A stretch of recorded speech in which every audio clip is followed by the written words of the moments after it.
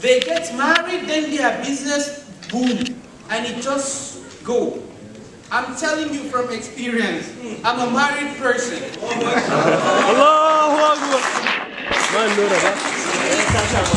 need to think of your husband as well.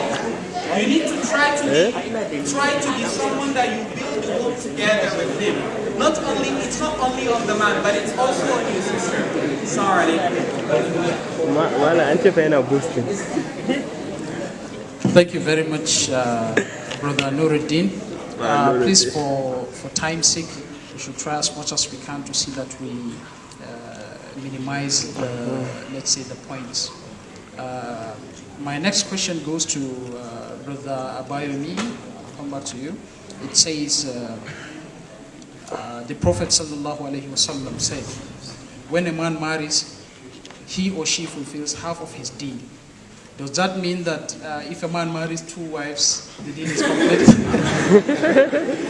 It's a question, you know, because some people may take it like that. Maybe, okay, I'll marry 2 wives so that the deen will be 100%, which is impossible. Jazakallah khairan for the question.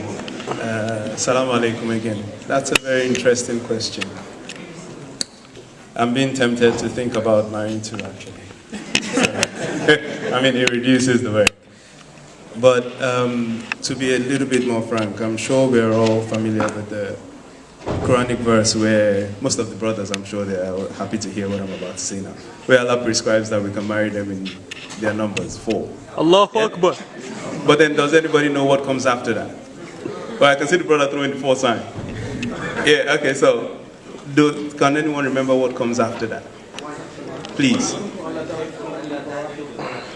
Can you give me the translation of that?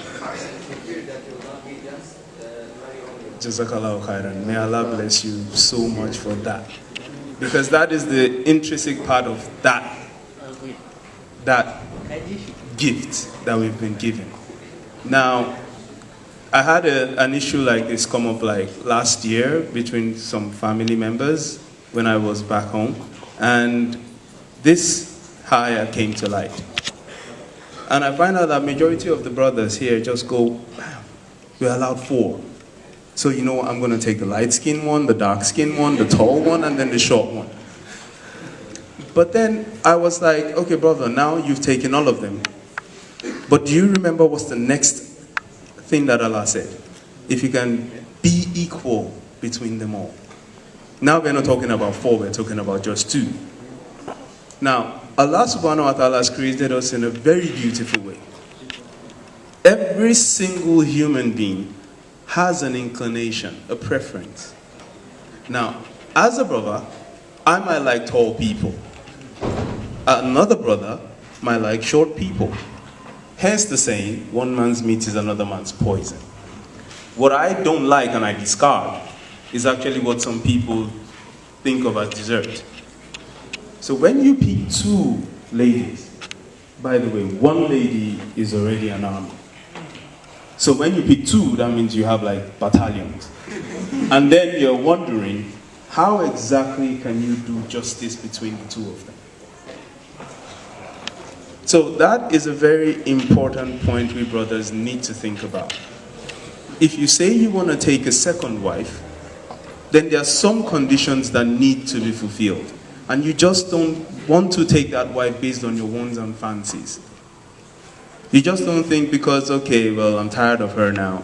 I've seen her like for the past 5 years and I kind of think like I need to switch her up like wallpapers and stuff. No, it's not like that. We need to follow the conditions that have been set by Allah. This is a privilege that was given to us by Allah. We shouldn't abuse it. So the first thing you want to think about is you need to consider yourself. And it all goes back to the first one the first point I was trying to buttress, the thought process.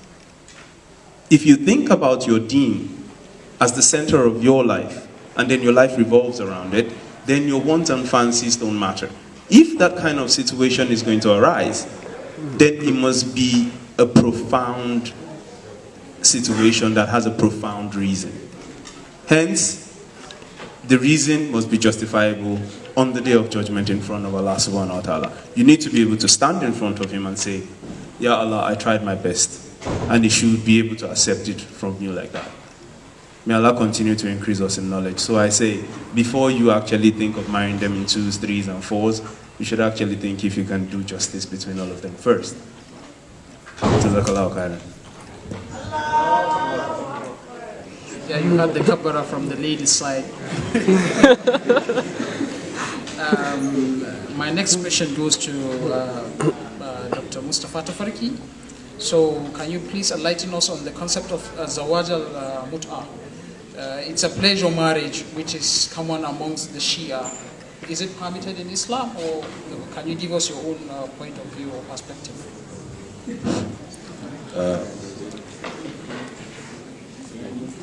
In the name of Allah, the entirely merciful, the entirely beneficent. Honestly, when he asked this question,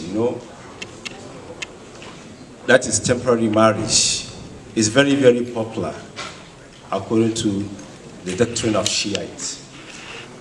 I don't want us to discuss this issue so deep because they have an injunction in the Holy Quran during the early revelation. Maybe the Rasul of Ilm will know better about this, but it's something that is very clear, but they try to make it very complicated.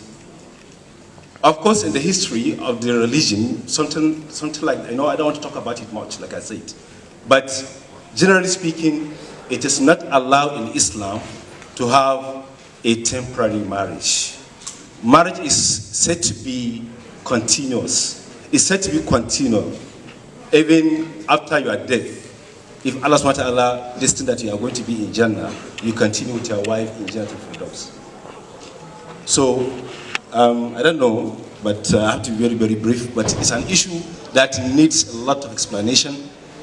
But definitely, they have an injunction in the Holy Quran, clearly. But that injunction was revealed in Mecca during the first 10 years of the Prophet in Mecca.